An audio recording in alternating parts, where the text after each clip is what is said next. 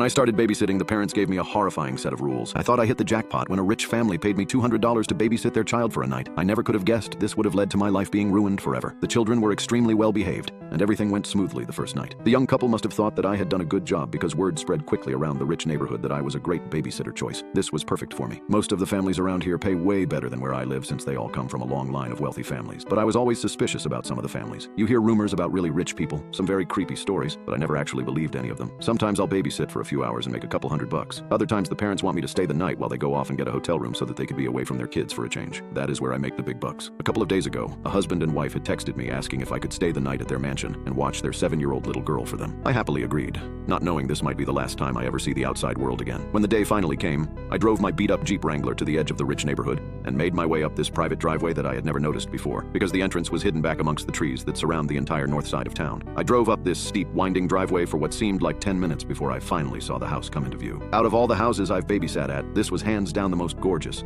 one I've ever seen. I hoped I would get some good money for this. I got out of my car and made my way up to the front porch where I knocked on this gigantic wooden door. A few seconds later, a beautiful woman in her mid-30s answered and introduced herself as Mrs. Collins. She called her husband down, and shortly after, an extremely handsome man, also in his 30s, came walking down the grand stairway, holding an adorable little girl in his arms. The couple seemed very anxious to leave, and even though they were both gorgeous people, I could tell that underneath all of their beauty, they were both extremely tired and haggard from having to keep up with their 7-year-old. They were obviously very excited about having an entire night to themselves and couldn't wait to get out of there as fast as they could. Before Mr. and Mrs. Collins left, however, Mrs. Collins handed me several pieces of paper and told me that she had written down a couple of instructions for me to follow throughout the night. She stressed to me how important it was to follow her instructions, and I assured her that I'd give them a look. I waved to the pretty young couple as they made their way down the driveway in their expensive Mercedes, and then closed the door behind me. I gave the instructions a quick once-over before folding the papers and stuffing them into my back pocket. I'll look at them later. I told myself how stupid I was to do that. Mr. and Mrs. Collins' daughter Samantha was a very nice young girl who warmed up to me almost immediately, or so I thought. We had spent the next few hours playing games and watching TV. After we finished our 5th episode of Teen Titans Go, I noticed that it was getting late and asked Samantha what her bedtime was. She shrugged, not really giving me an answer, which is when I remembered Mrs. Collins' instructions. I pulled out the folded pieces of paper and scanned through them very quickly when I saw the words, "Samantha needs to be in bed before 8 p.m. I checked the time to find that it was almost 7:45. "Well, it looks like your bedtime is right now." I said lift Samantha up off the couch so I could get her ready. She brushed her teeth and I tucked her into her California king-sized mattress. I told her goodnight and was leaving her room when she said something that stopped me in my tracks. "Don't forget to lock my door before you leave," she said. I stopped walking and turned back around toward her confused. "What do you mean, don't forget to lock your door?" I asked. "Why would I need to lock your door? What if you have to go to the bathroom in the middle of the night?" She looked at me innocently and shrugged her shoulders again. "She always locks my door before I go to sleep. She says she does it to protect me and herself. I don't remember what happens after I fall asleep, but Mommy says that I always try to leave my room at night, which is a bad thing." I didn't know what to say. What sort of parents would lock their child in their room at night? Mommy told me that she would leave instructions for you to follow, and locking my door is one of them. She said I had forgotten to read the rules. "Oh, okay, Samantha, I'll lock your door." Good night, sweetheart," I stammered. She gave me a big smile and rolled over in her bed. I closed her door and noticed that there was a latch drilled into the door frame that would allow someone to lock it from the outside. I closed the latch and then walked back downstairs so I could read the rest of Mrs. Collins' instructions. When I had first seen the pieces of paper, I was under the impression that they were just instructions that told me what shows Samantha is not allowed to watch or how to operate the surround sound. After I started reading them, though, I realized that I was wrong. I was completely and utterly wrong. I started reading Hello, Annie. "I'm so glad that you agreed to stay the night and babysit Samantha for us. She's such an angel, and I'm sure that the both of you will get along very well. I know that our house might seem old and scary, but don't worry because nothing bad will happen to you as long as you follow some simple instructions. Firstly, Samantha needs to be in bed in her room with the door locked before 8 p.m. Do not open up her bedroom door after 8 p.m. I repeat, do not open Samantha's bedroom door after 8 p.m. She will try to convince you to open the door in many different ways. She will cry, scream.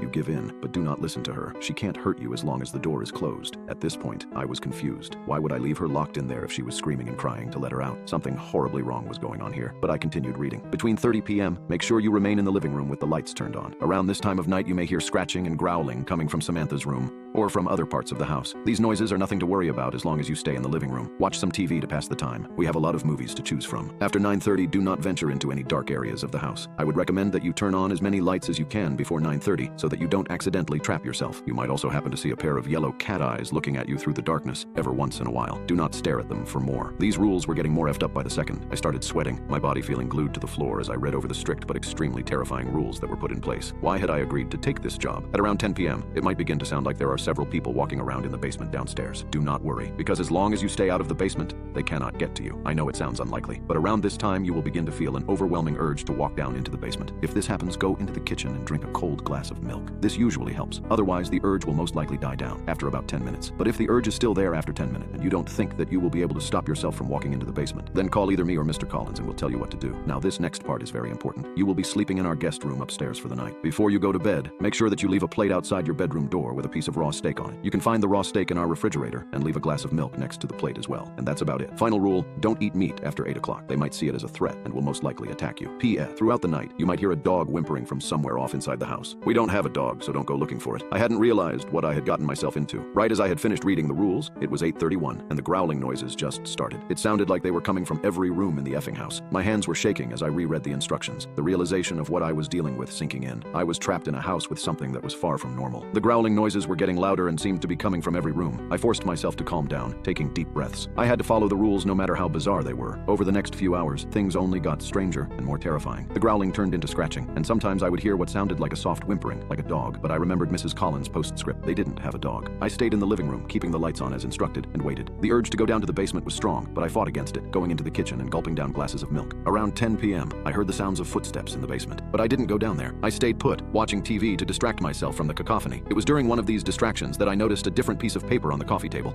a sheet that had been tucked away under a magazine. It was a diet plan for Samantha, written in Mrs. Collins' neat handwriting. My heart skipped a beat as I read through it. It was a weekly meal plan, but it wasn't the usual fare: liver on Monday, kidneys on Wednesday, heart on Friday. It was a diet composed of human organs. My stomach churned as the horrifying truth hit me. Samantha wasn't just some ordinary child. She was something else. As the realization dawned on me, I heard a loud crash from upstairs. It sounded like a door being broken down. The noise was followed by the soft padding of feet on the staircase. Samantha. I could hear her humming a lullaby as she descended, her voice echoing through the eerily silent house. My heart pounded in my chest as I stood rooted to the spot, my mind racing. I thought back to Mrs. Collins' instructions, her insistence that I follow them exactly, but it was too late for that now. I had made a terrible mistake, and now I was about to pay the price. I could hear Samantha getting closer, her humming growing louder. It was then that I realized the horrifying truth. I wasn't here to babysit Samantha. I was here to feed her. I was the meal.